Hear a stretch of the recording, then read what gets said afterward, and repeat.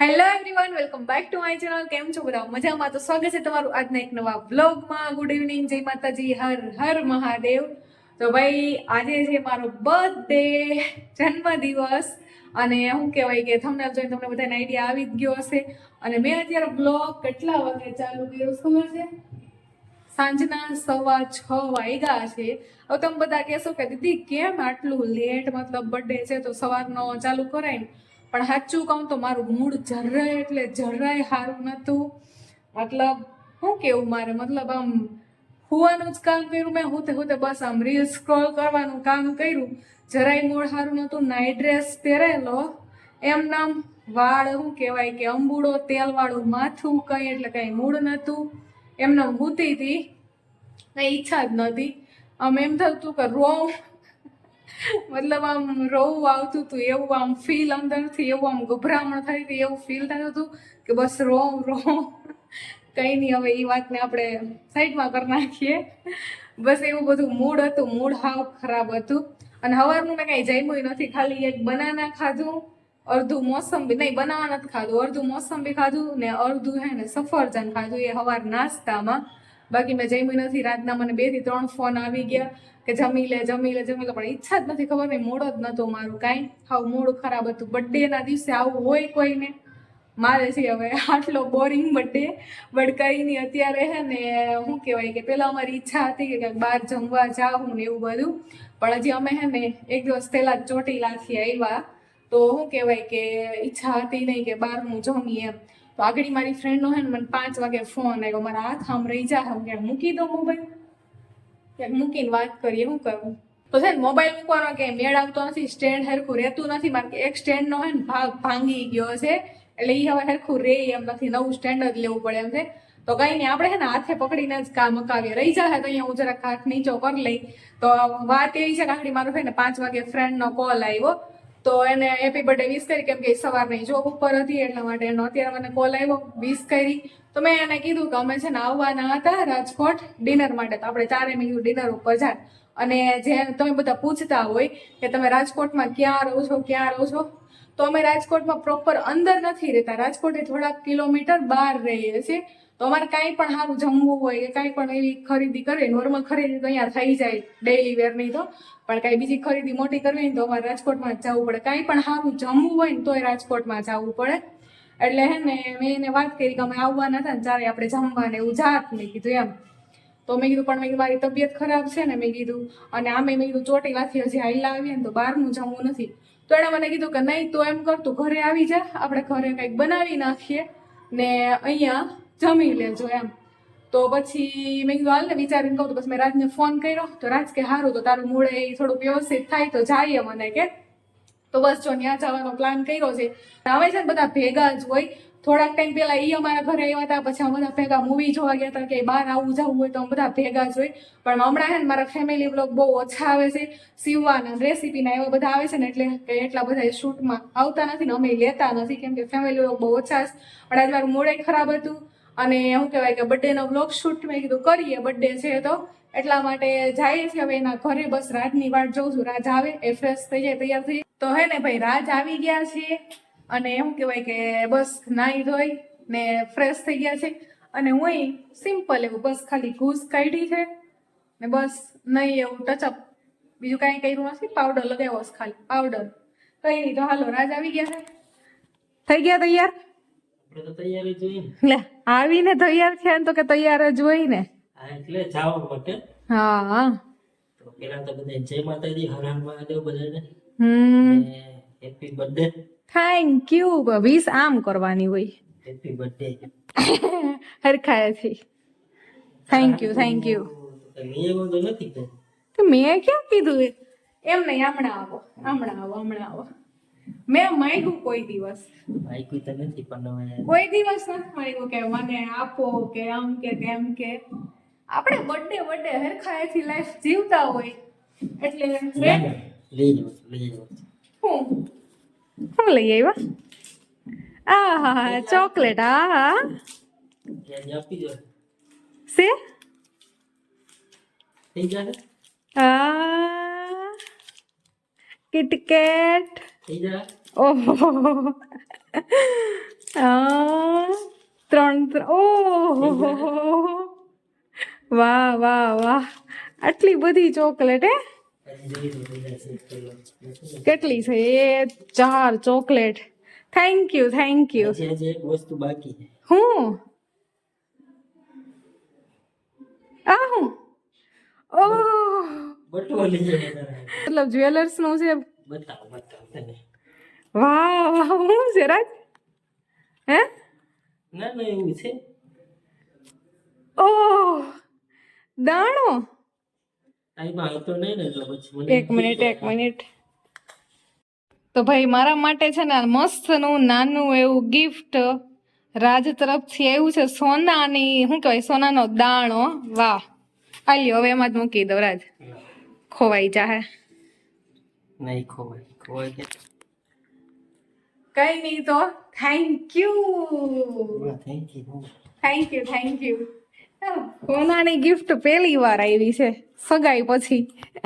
ક્યાં જવાનું છે આપણે? આશિતા અને નયનના ઘરે. બર્થડે આપણો છે પણ પાર્ટી ઈ લોકો દે. મેં એને હાવ સાદું શાક રોટલી બનાવવાનું કીધું છે. રેડી? બા એવું જ ખાવું હમણાં આપણે બહાર બહુ ખાધું. હા, કઈ નહીં, હાલો તો નીકળીએ. હાલો નીકળીએ, મોડું થઈ ગયું. થઈ ગયા. હા, હાલો ફટાફટ.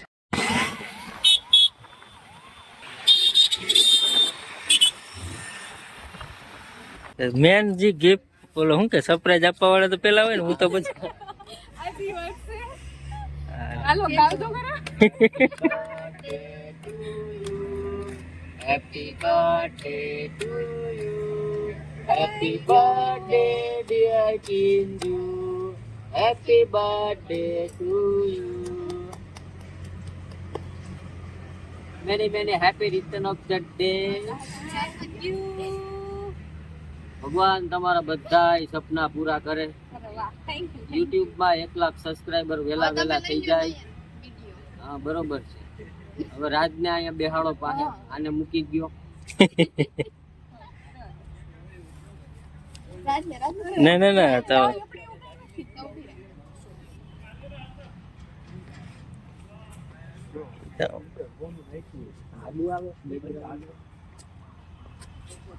તો ના ઈ તો હા.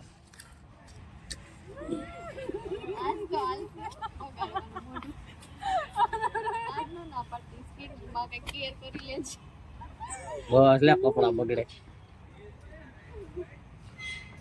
હા રેડી ચાલો. કાપો ને રાજ, હાથ બગડી ગયા. એટલે બર્થડે ગર્લ ના હાથ બગડી ગયા.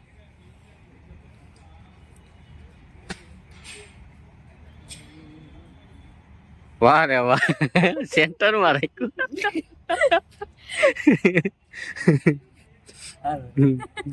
ચેરી ઉપાડજો ને એમ નમ પડી.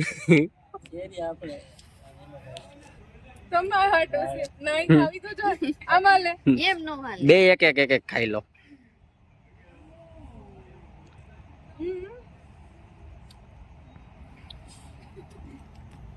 મજા આવી ગઈ ને? તો પછી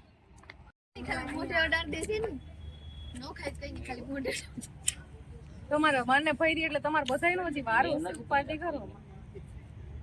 એ તારે એકલીને ખાવાની. પેલા તમારું હોય ખાવાનું.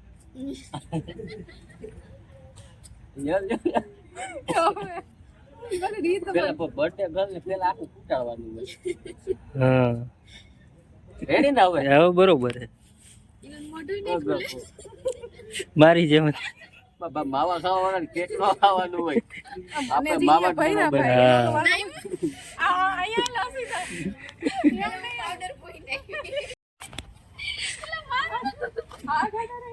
કોનો બર્થડે હે? બર્થડે છે બર્થડે ગર્લ નો. અમારું કઈ નથી. આપણે તો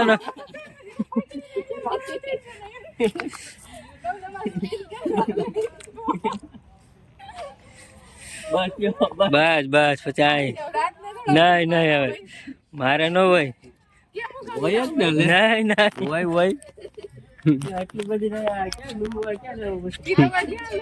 અરે લૂસવા માટે આપણે જેકેટ કેવા પહેર્યા જોવું જોઈએ. અત્યારે ગરમી થઈ ગઈ છે. હવે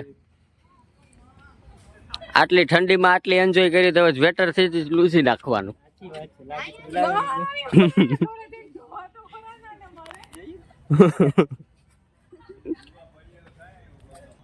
તો યુટ્યુબ ફેમિલી આપણે છે ને નયન ને આશિતાના ઘરે પૂગી ગયા હતા, પછી મસ્ત એને જમાડ્યું અને જમાડીને આ લોકોએ કઈએ પ્લાન કરીને રાખી દીધો ને એ આપને કાંઈ ખબર નથી. અહીંયા આવી ને એના ડાયરેક્ટ સરપ્રાઈઝ દીધી, આ કેક ને બધું લઈ આવ્યા. આ તમને આવું બધું કોણે કરવાનું કીધું તું નયન? આવું એમાં એવું છું કે પહેલી વાર આવ્યા તમે રાજકોટમાં, રાજકોટમાં તમારો પહેલો બર્થડે હતો, તો અમને એમ થયું કે તમારા માટે મસ્ત એવી સરપ્રાઈઝ આપી દે. બસ અમે ઘરે આવીને મેં વાત કરી હસીતાને કે ભાઈ કેક લેતા આવીએ. હસીતા કે હાલો કેક લેતા આવીએ. આ બે પ્લાન કઈ કરી લીધો, આપને કઈ ખબર નથી પડવા દીધી. એમાં રાજને કઈ ખબર પડી? રાજ હા ઈ બે બાર ગયા ને, એને બારે અમે ગયા ત્યારે કીધું કે કિંજલ ને આવી રીતના સરપ્રાઈઝ દેવાની છે, એટલે કેતા નહીં ને આવી રીતના આપણે કેક કટિંગ કરવાનું છે.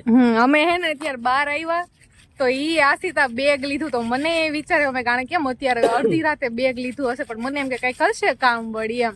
ત્યારે આજ મને અત્યારે આમ દૂર લઈ ગયા કે હા લીક આપણે જઈએ. ત્યાં તો હું આવી ત્યાં તો એ લોકો એ બધું અહીંયા કેક બેક ને હાલો બધાને કેક ખાવી તો આવી જાવ. હું રાજ મજા આવી? મજા આવે ને, આમે નયન હોય એટલે મજા જ મજા હો.